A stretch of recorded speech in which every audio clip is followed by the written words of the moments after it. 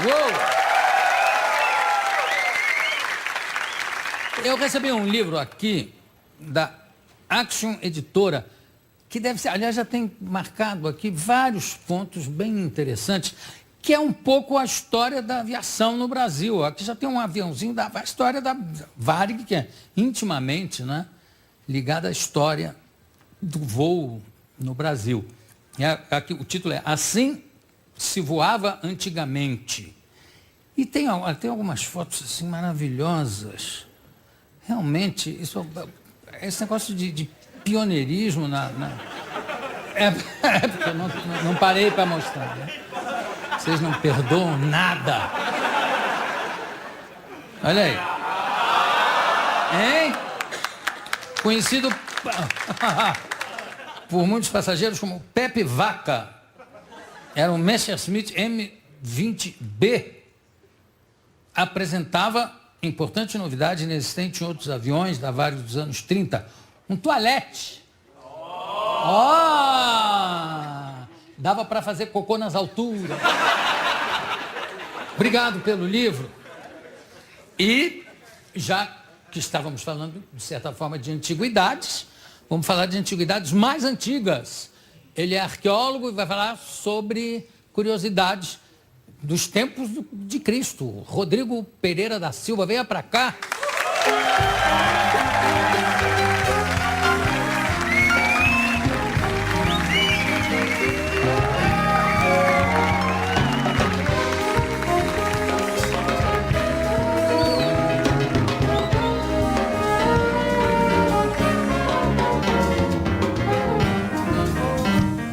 Eu tô vendo que você trouxe uma... Que bonito isso. Eu estou vendo que você trouxe uma série de antiguidades, antigas inclusive. Sim. Fala um pouquinho, deixa eu mostrar o seu livro antes daqui, Escavando a Verdade, Arqueologia e as Incríveis Histórias da Bíblia, pela editora... Casa Publicadora Brasileira. Fala de novo? Casa Publicadora Brasileira. Mas que voz impressionante. Isso é uma voz... Hein? Se tiver um emprego aqui... Nossa, claro. Isso é uma voz dos tempos de Cristo ainda. Deus, você dava um bom Deus para falar. Não dava não. Não, só a voz. Ninguém ia resistir se eu usasse meus poderes para o mal, então é melhor não. Tcharam! Quando é que surgiu o seu interesse aqui pela arqueologia?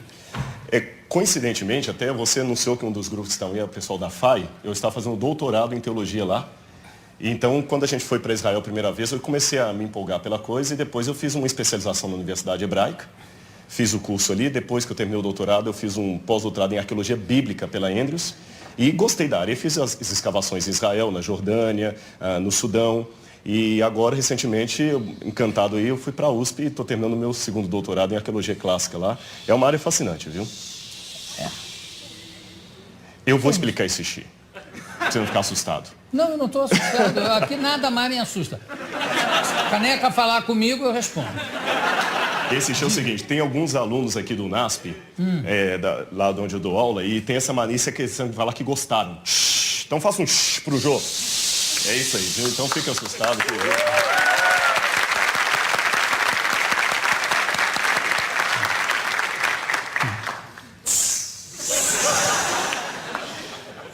Não, tá explicado, bonito. Mas é legal isso. Tem uma profundidade nisso aí. Parece um aplauso, não sabe? Que em Fortaleza o pessoal aplaude assim no meio do espetáculo. Quer ver? Façam isso aí, olha aí. Não é bonitinho? Para não atrapalhar o espetáculo. Aplaudem no meio do espetáculo. Mas, então, escavando a verdade. Mas você trouxe uma série de objetos aqui que datam dessa época? Alguns até, sim, a maioria do tempo de Cristo. São os 2 ou 3 que são mais antigos. Apenas esclarecendo, Jô, essas peças, porque quem está assistindo, não é uma questão de colocar uma picareta e ir a Tel Aviv e fazer buraco e trazer. Essas peças fazem parte do Museu de Arqueologia do NASP, tem autorização do governo de Israel para estar no Brasil, não é nada clandestino e, com exceção de uma, todas as outras são originais. Só uma que é cópia, que é réplica. Alex, faz um favor, vem aqui atrás e vai passando para mim, para eu ir falando. Cuidado para não quebrar esse troço. Tudo bem. Aqui, por exemplo, essa está até com... isso é o numeral que a gente tem lá exatamente, do museu. Eu pensei que era preço. Isso aqui de que época é? Isso aqui é do tempo de Cristo e faz parte com esse aqui. Por quê? Vou colocar junto com a sua canequinha. Não, pode botar. Posso botar aqui? Seguro. Tá. Pronto. Isso aqui é caneca para servir vinho. Então, quando o pessoal falou da Santa Ceia de Cristo, você colocava o vinho aqui e bebia aqui. O curioso é que as pessoas bebiam no mesmo copo. Era uma questão de confraternização. E comiam também no mesmo prato. Não tinha um para cada um? Não tinha um para cada um. Aliás, eu passei uma situação no Sudão, quando eu estava com os beduínos ali. Eu fiquei 15 dias com eles no deserto de Baiuda, que faz parte do Saara. E na hora de comer, ele trazia a comida e só um prato sentava no chão. E todo mundo comia com a mão. Com a mão. E é ofensivo se você recusar comer com o outro. Porque no deserto a comida é rara. Então oferecer água, comida para alguém, dizer que você gosta muito daquela pessoa.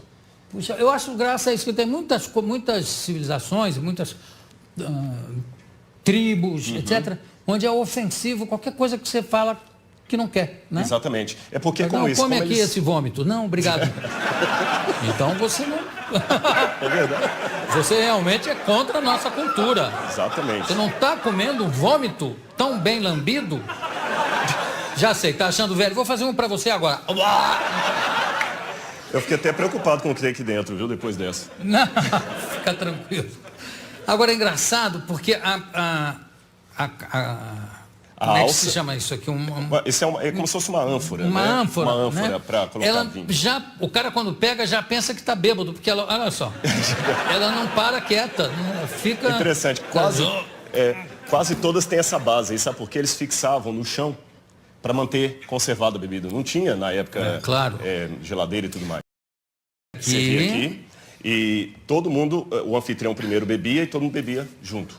Exatamente. Quer dizer, os anfitriões tomavam a baba do primeiro. A baba do primeiro. Agora, o cara queria sempre ser o primeiro. Opa, primeiro eu. Uma curiosidade que ainda tem até hoje. Quando a pessoa roubava, fazia alguma coisa, que eles cortavam a mão, porque tem uma coisa.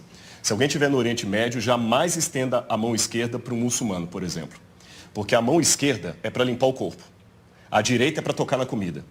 Então, se alguém roubasse, fizesse qualquer coisa assim, eles cortavam uma das mãos, porque ele seria obrigado a tocar na comida com a mesma mão que limpava o corpo. Se tornava nojento comer com ele. Ele ficava excluído. Então, essa questão de cortar as mãos tinha essa exclusão. Enquanto estava todo mundo comendo junto, ele exclusão lá. Da mão, né? Sim, já. Matéria de exclusão. Exatamente. Se roubasse muito, eram as duas mãos. As duas mãos. Se estuprasse? Bom, nem se fala. Agora imagina essa lei. Hoje aqui, no Brasil. Né? Imagina essa lei aqui aqui dentro. Até de maneta. Enfim. Bom, aqui o que mais? Vai passando para mim, Alex. Bom, aqui nós regressamos bastante. Já que você perguntou o tempo de... Essa é a réplica que eu trouxe, a única cópia, o resto é original. Que coisa interessante. Uma carta de 4.000 anos. Isso é o período que a gente chama período do bronze em arqueologia, data anterior ao ano 1200 a.C. Essa é uma cópia, no original, de como seria uma carta nos tempos de Abraão. E esse é um envelope. Eles colocavam e estavam juntos. Agora, já que eu mostrei isso, é interessante que esse aqui é original. Esse é original. É um recibo da mesma época. A venda recibo. Para abater imposto de renda. Sério. Isso é de Ur, dos caldeus, época de Abraão. Eles doavam para o templo vaca ou algum animal para sacrifício. Então o sacerdote, o patese, fazia o recibo e ele guardava para bater imposto de renda que já existia em Ur dos caldeus por volta de 2.000 anos antes de Cristo. Isso aqui o que? Isso aqui esse aí é sumeriano. Em sumeriano, mas não isso aqui não é um recibo de imposto de renda. Não, isso é uma carta comercial. Se esse fosse um recibo de imposto de renda, isso aqui só negava. Só negava. Um é recibo, outro é uma carta. E fora o envelope. E aqui é... O envelope. Então colocava e lacrava com um selo e a pessoa que recebia tinha certeza que ninguém leu antes dele porque estava lacrado. Você só abriu uma vez. Então, aqui, Alex, pega mais umzinho, obrigado. Essa é uma lâmpada... Olha o recibo. Esse é um recibo, também em sumeriano. E esse é autêntico? Esse é autêntico, esse é original. Você achou numa escavação? Ou não, esse foi doado pelo professor Paulo Borck, que nós até demos o nome do museu para ele, da coleção dele. Na verdade, do que a gente escava, não dá para trazer. E são peças que já foram escavadas e o governo doa, ou no caso desse aí foi uma coleção particular. Aqui o que é? Essa é uma lâmpada dos tempos de Cristo. Colocava o azeite nesse buraco maior. Aqui, azeite de oliva. E aqui o que? Um pavio? Aí era o pavio, acendia e iluminava a casa. Então, quando Cristo fala na Bíblia, vós sois a luz do mundo, ele estava se referindo a isso aí. Quando compara a Bíblia, lâmpada para os meus pés e a tua palavra, numa época de plena escuridão, não havia energia elétrica, isso aí que salvava a situação das pessoas. Me explica, Tinham lâmpadas, isso aqui chamava lâmpada. Lâmpada. Tinha maiores do que essa? Tinha algumas maiores. As lâmpadas, inclusive, mudam de época para época. As lâmpadas nos ajudam em datação, na seriação. A lâmpada do tempo de Cristo é diferente da lâmpada do período grego de Alexandre o Grande. Que já era mais... Alexandre está antes, 300 anos. Mas já era maior? Não. Até as maiores, por incrível que pareça, eram do período da Idade do Bronze. Eu não trouxe nenhuma aqui, mas elas eram desse tamanho. Agora, havia aquelas tochas também, maiores, mas lâmpadas mesmo, no máximo desse tamanho assim, não mais do que isso. O que se usava nas tochas? Nas tochas também, às vezes usava, depende do local. Em muitos lugares usavam azeite de oliva. Porque, por incrível que pareça, ele mantém a chama. Nos lugares como o Iraque, por exemplo, eles já usavam betume, e material de petróleo que era inflamável, e já era usado desde a época da Babilônia Antiga, para, por exemplo, fazer argamassa para tijolo, ou para também manter as lâmpadas funcionando. O negócio e as tochas, eu fico muito impressionado. Quanto tempo uma tocha continuava acesa?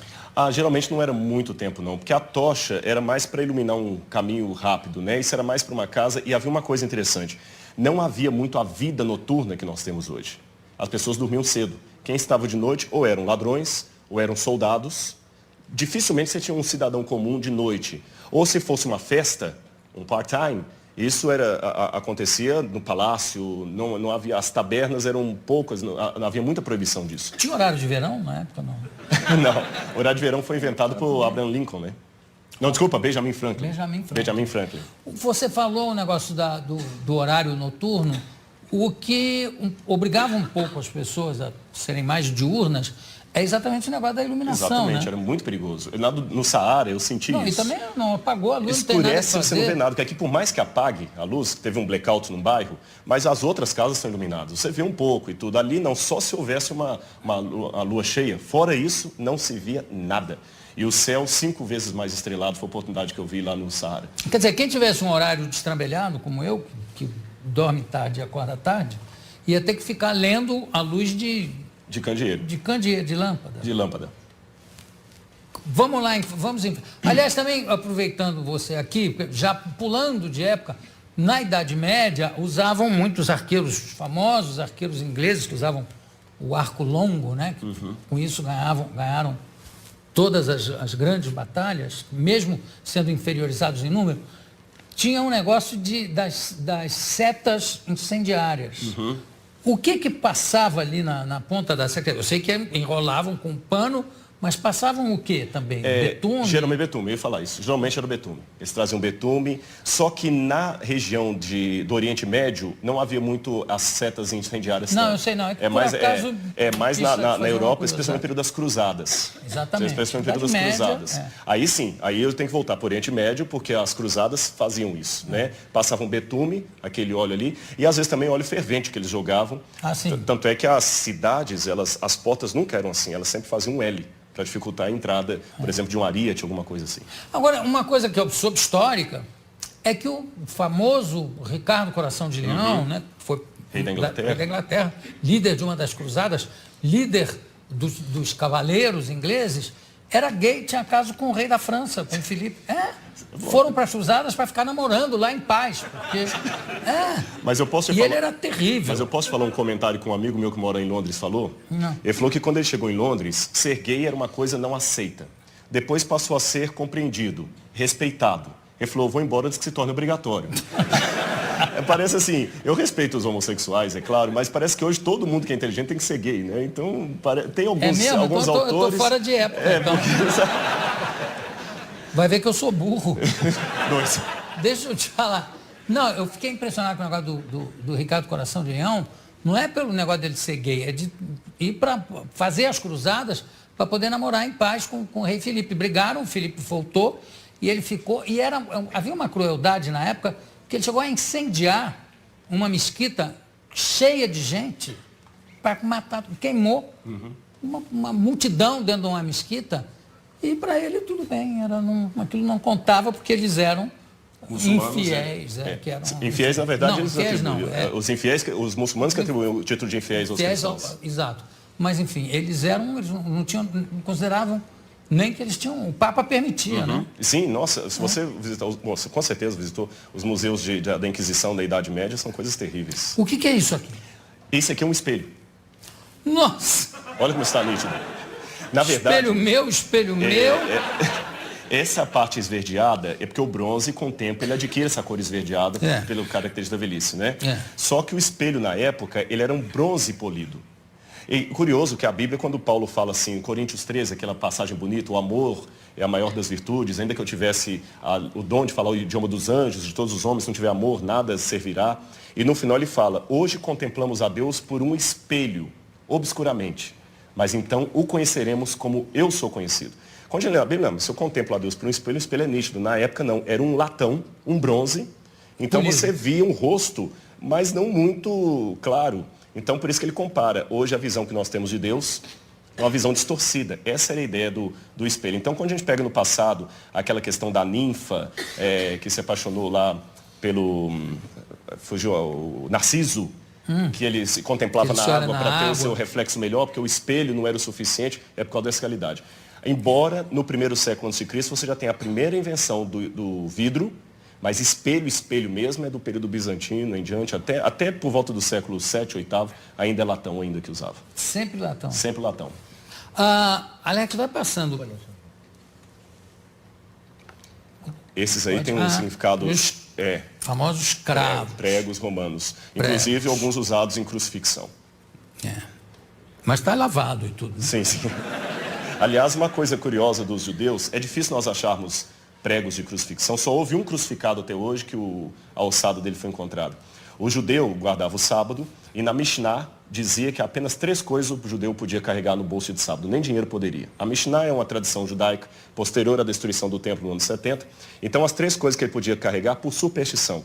Um ovo de gafanhoto,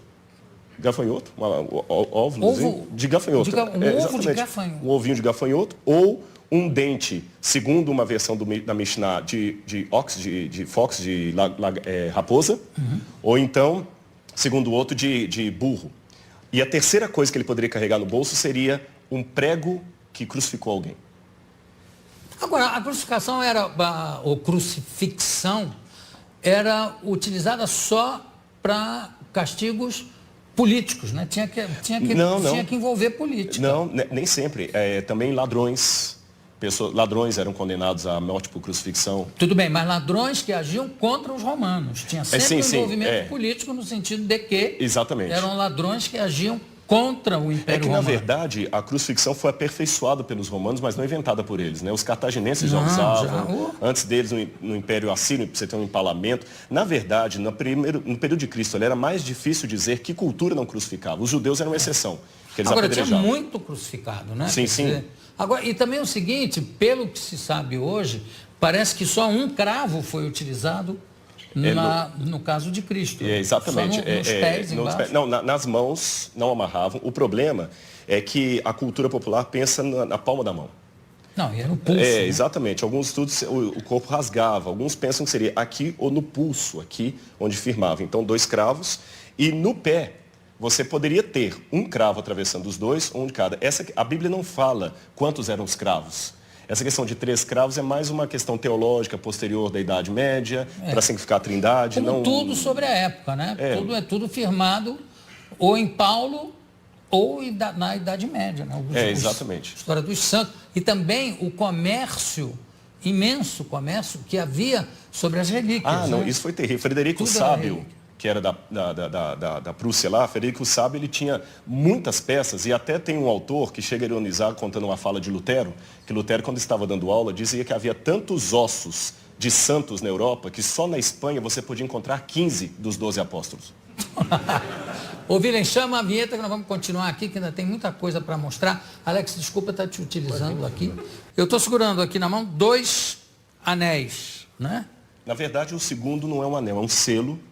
O de cá é um anel, mas ambos têm a função de selar a carta. Exatamente. Claro. Um é como se fosse um carimbo e o outro você coloca em forma de anel. Aqui já é menos antigo, né? Não, é período do 1º século. Todos os 2 são do 1º século, da época de Cristo. E as moedas aqui? Todas são do 1º século também. Essa, na verdade, é a dracma de prata. Foram 30 moedas dessa. Essa está mais bem preparada, né? Essa aqui está mais escurecida. São a dracma de prata. São 30 moedas dessa que Judas ganhou para trair Cristo. 30 dracmas de prata. como a Bíblia coloca. E você tinha outras moedas de bronze. São de valor inferior. O que valorizava a moeda era o material do que ela era feita. Você tinha moeda de prata, ouro, bronze e de ouro. Não é isso? E aqui, bom, não dá para a gente pegar coisa por coisa, mas aqui são uma pá... Na verdade, é uma chave... Aqui é um pente, ou não? Uma chave. É uma chave? Uma chave romana. Uma chave romana. O tamanho da fechadura. Então você tem chave... Pá! Isso é uma chave. Aquilo é uma concha romana. E ali é uma ponta de lança. Uma ponta de lança romana. E aí você tem objetos de perfume que geralmente a gente encontra em túmulos. Certo. Agora vamos falar um pouquinho das espadas que estão aqui. Ah, sim. Posso pegar aqui então? Pode, claro. Eu tenho... Essa aqui é uma réplica. Sim. Se quiser pegar, é um pouco pesada. Claro, que se tivesse... Essa é uma réplica. Essa é uma espada como se fosse um centurião romano. Você nota que ela tem o brasão de Júlio César aqui, não é isso? E então essa espada toda enfeitada era dada para alguém que era um centurião. Ela era pesada. 100 soldados. Exatamente, uma centúria. Ela não era de ficar espadachim, não. Aquilo ali já é do período da França. Não, isso era na base da espada mesmo, da porrada. Exatamente. Essa aqui já é original. Agora, o peso dela era esse? Exatamente. O peso era réplica, esse? Exatamente. É pesado isso aí. Quer dizer... Eu sei que... Bom, eu já peguei espadas aí do período medieval, aquelas espadas longas, que também para segurar precisa de 3 braços. Sim. E o cara ainda cheio de armadura. Tem armadura, tem o peitoral, tem o capacete que pesa. Realmente, e essa aqui é original? Essa é original, só que essa é bizantina. Essa data mais ou menos ali do 4º século depois de Cristo. Mas ela é mais romana leve também. Que essa. É mais leve, porque essa é de um soldado raso. Porque era por peso? Era por peso, exatamente. Então eu era imperador, então, lá, se é por peso. Para o sujeito chegar a esse nível aqui, tinha muitos pesos a passar, viu? Isso aqui era de um soldado raso. De um soldado raso, um soldado que estava em início de combate ainda, estava... Quando é que há uma mudança significativa e que faz com que haja uma mudança de domínio também, de império, de uma arma, que antes as espadas eram de bronze. Você tinha o período do bronze, exatamente. E depois... depois tem o período do ferro. No período do ferro, já acabam com a civilização do bronze, né? Com espada. Ainda havia grupos, por exemplo, você encontra no período do ferro, Israel, por exemplo, quando a Bíblia fala das lutas de Israel, Israel não tinha as armas de ferro. Quem dominava a cultura do ferro eram os filisteus, que ficavam onde hoje é a faixa de Gaza. E ganhavam claramente, porque você dá uma batida. O metal de um é mais forte que o metal da outra. Quebra outra. Tanto é que tem uma coisa curiosa na Bíblia que conta que quando Davi foi combater com Golias, o rei Saul deu a armadura dele para Davi, porque eles não tinham armadura, o exército de Israel. Então havia, a história não é estanque. Há pessoas ainda com uma cultura mais antiga, mais primitiva, convivendo com outra simultânea de cultura mais moderna. Agora, na hora da batalha, ganhava... Às vezes a esperteza, a estratégia, o local também ajudava muito. Nem sempre a batalha foi dos mais fortes, a vitória foi dos mais fortes. Nós temos Tirando Davi e Golias, qual é o outro caso? Nós temos muitos casos, por exemplo... sem valer milagre. Sem valer milagre? Não, claro. Valendo milagre. Nós temos, por exemplo, Salah-ad-Din, o exército de Salah-ad-Din em Jerusalém, quando os cruzados ganharam uma época, porque eles perderam algumas vezes, mas ganharam algumas batalhas, eles eram tremendamente pequenos. Você tem os valdenses, que estavam fugindo da Inquisição da Idade Média. Os valdenses tinham apenas um bocado de galhos e paz e venceram a batalha. Você tem muitos casos na história. Aí na base da estratégia. Da estratégia. Mas o Saladinho um pouco deixando também, sim, né? Sim. Teve aquela questão da irmã dele agora. Vou dar um exemplo moderno. Quem pegou Bin Laden? É verdade, mas aí também... E nem precisa de milagre. Não, aí basta suicídio. Também, mas a história é irônica, a história nos surpreende. A história não é um manual bem escrito, não. A história, nem sempre as coisas saem conforme planejado. Não, claro, graças a Deus. Aqui, aliás, não tem nada a ver, mas esse negócio que nem sempre sai como planejado, eu espero que a guerra que está havendo no Rio de Janeiro saia como planejado. Eu também. Sabe, porque... Por enquanto eu não vi muita prisão, não vi muita apreensão de cocaína, nem de crack, nem de, muita maconha. Você sabe que... Maconha. Agora, resto eu estou esperando. Eu cheguei ontem nos Estados Unidos e o que a mídia internacional está colocando é que o Brasil está em guerra. Mas é.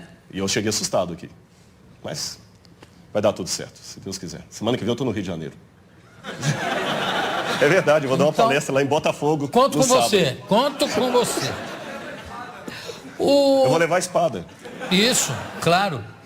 Vamos falar Parece que só foi encontrada uma ossada de um crucificado. De um crucificado? Uhum. E como é que ele estava o quê? Sem buraco, sem furo nas mãos? Não, foi... Que amarravam os braços também, né? A questão do amarrar hoje está sendo questionado, porque não temos nenhum relato antigo que menciona isso. Foram as reconstituições renascentistas que falavam disso, mas nós não temos nenhum relato romano que amarrava os crucificados. Tudo bem, mas esse que encontraram? Esse que encontraram foi o seguinte: depois da Guerra de 6 Dias em Israel, em 1968, a Guerra de 6 Dias em 1967, eles estavam fazendo uma terraplanagem num bairro no subúrbio de Jerusalém chamado Givat HaMevitar. E os tratores bateram em ossários, ou caixões de pedra. Sim. E nos ossários, geralmente, você tem os ossos da pessoa e o nome escrito lá de fora, em alguns deles. E estava o nome Yohanan ben Hagakol. Ah, sim. Aliás, essa descoberta já... Não, a descoberta já tem algum tempo. Tem. Foi na década de 60, né? 68. Então, quando eles pegaram, eles abriram o ossário e perceberam que havia algumas coisas curiosas. O fêmur estava quebrado e no calcanhar havia um cravo romano fixado ali. Foi o único que encontraram. Então, a partir daquela ossada ali, eles fizeram um levantamento legístico de como seria a posição de um crucificado na cruz. E é bem diferente do que a gente imagina claro. Das reconstruções medievais. E a sofrimento de Cristo ficou de uma maneira muito mais dantesca, a visão arqueológica e eu até diria legística, porque foram médicos de medicina forense que fizeram reconstituição da causa morte. E o negócio de cravo na mão não tem? Não, porque o osso dele estava muito fragmentado. Mas, então não tinha, os ossos da mão não estavam todos inteiros. Pelas profecias, certamente não é uma ossada de Jesus. Não, com certeza não. Porque, inclusive, se eu não me engano, tem uma das profecias que diz: nenhum dos seus ossos será quebrado. E não conhecerá a corrupção. E nós temos evidências. Eu sei que muitos historiadores hoje negam a ressurreição de Jesus, pensam que é uma teologia, mas eu digo, com base histórica, a ressurreição de Jesus aconteceu e nós temos muitos elementos históricos para afirmar isso, a despeito do questionamento de muitos historiadores. Mas sobre a ressurreição? Sobre a ressurreição. Mas qual é o dado histórico que pode haver sobre a ressurreição? Claro que é uma questão de fé. Para mim é uma questão de fé. A própria forma como os relatos evangélicos estão não demanda uma propaganda. Porque o que é uma propaganda? Uma propaganda, às vezes, você mascara, enfeita uma coisa para vender um produto. Aqueles discípulos estavam, em primeiro lugar, sofrendo perseguição e abuso por causa daquilo. A ressurreição era uma única doutrina da antiguidade que ninguém aceitava. Eles aceitavam a história de Platão, que a sua alma ia para o Éon, podia aceitar a história de Pitágoras, que você transmigrava a alma de um corpo para o outro, ou então ficar com os epicureus, que morreu, acabou. Mas ressurreição... A reencarnação é exatamente a transmigração de almas está ali perto. Exatamente, alguns judeus aceitavam a reencarnação. Agora, ressurreição era uma coisa que ninguém comprava essa ideia. E outra, na época, pelo machismo... Mas isso, desculpa, mas isso não é uma prova histórica. Sim, mas a forma como os evangelhos foram descritos é interessante. Eles quebram todas as regras de propaganda. Quer um exemplo? Porque para eu saber se é histórico ou não, lembremos, história não dá para levar ao laboratório e repetir o processo. A forma como tratamos a história é diferente. Você olha um documento, e o que você considera uma prova histórica? Como ele foi redigido? Ele foi redigido de uma maneira histórica, com E, ou uma maneira de propaganda, ou uma maneira real. E os evangelhos, por exemplo, eles mostram que a primeira testemunha de Jesus ressuscitado foi Maria Madalena, que era mulher. O testemunho de uma mulher não era válido. Se eles quisessem vender uma teoria, eles colocariam que os homens viram Jesus, e não as mulheres, porque o testemunho de uma mulher não era válido. Segundo, o fato de Jesus ressuscitar no terceiro dia. Para o judeu, até o terceiro dia, você podia ter um coma e voltar. Interessante que Jesus ressuscita depois do terceiro dia, ele estava realmente morto. Outro detalhe... Mas ele não ressuscita com o mesmo corpo que ele morre, né? Mas é um corpo glorificado. Glorificado, mas ele tinha algo tangível. Tanto é que quando ele aparece para Tomé, o famoso São Tomé, um incrédulo, ele fala: Tomé, veja que sou eu, que um espírito não tem carne e osso, toca nas minhas feridas. E depois ele pergunta: o que vocês têm para comer? Eles tinham peixe e favo de mel, e ele come com eles. Então é um corpo glorificado, é uma questão de fé, é claro, mas tem uma continuidade com um corpo humano. Não, tudo bem, mas tudo isso, desculpa, eu sou uma pessoa de fé, né? Entendi, claro. Estou aqui fazendo um pouco o advogado dele, que é o seguinte: tudo isso foi muito mexido, remexido na Idade Média, no primeiro imperador católico, Constantino. Né? Constantino, inclusive as datas de carnaval, diz tudo para conjuminar, para juntar com as datas de feriados. Exatamente, pagãos. E também ele foi um pouco copydesk dos evangelhos, que tem uma opção de outros evangelhos que ele é que resolveu que não valiam. Na verdade, quando a gente trabalha isso, a gente trabalha com a crítica textual. A crítica textual se vale de documentação anterior a Constantino. Então, nós temos fragmentos do Evangelho de João, por exemplo, John's Highlands, que data do ano 150, 170 antes de Constantino. Outro detalhe, Constantino era analfabeto.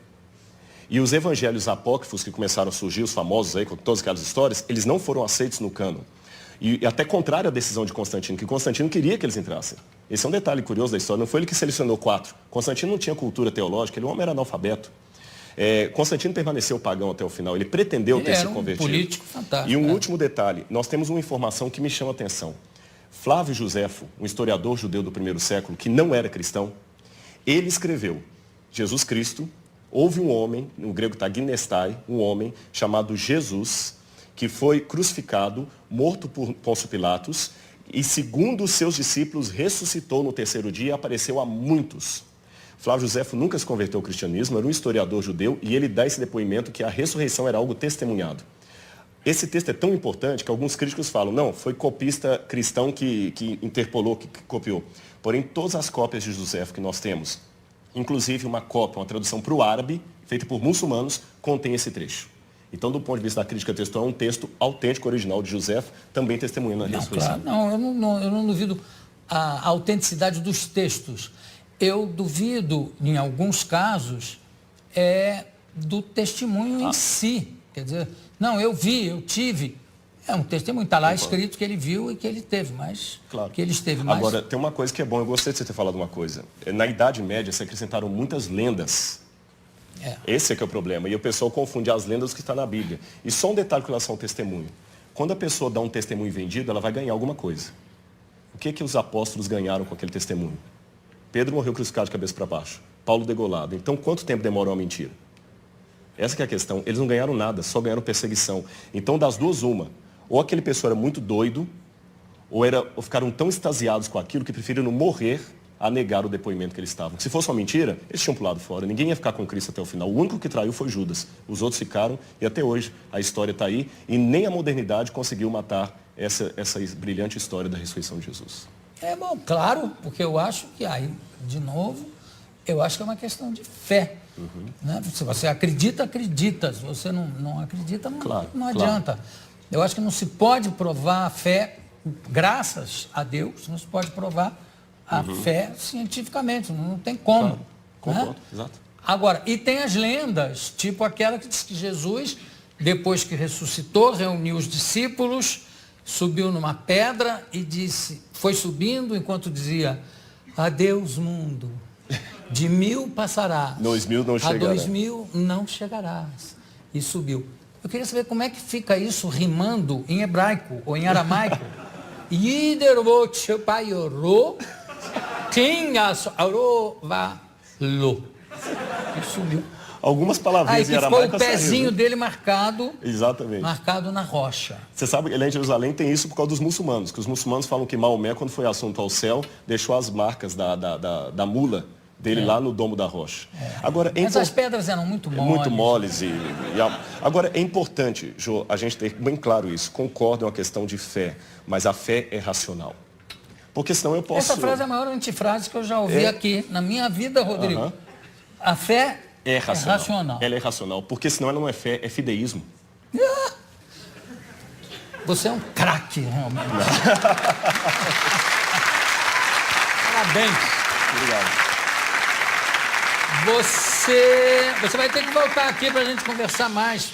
Obrigado. Porque eu adorei. Claro que eu não sou Judas, não vou pegar 30, mas umzinho eu vou. Eu conversei aqui com Rodrigo Pereira da Silva. Também adorei. Temos muito o que falar. Eu posso dar só o telefone se alguém quiser visitar o museu ou conhecer, pegar o livro? Falta de fé, concentra que todo mundo vai saber. Aí é fideísmo. Qual é o telefone? Pode Olha, dar. se alguém tiver interesse no livro, conhecer lá, é 0300 789 1111. 0300 789 1111. Tem o livro e tem outros materiais também de arqueologia que você pode ter lá. Yara, põe o telefone embaixo, por favor. É. Assim.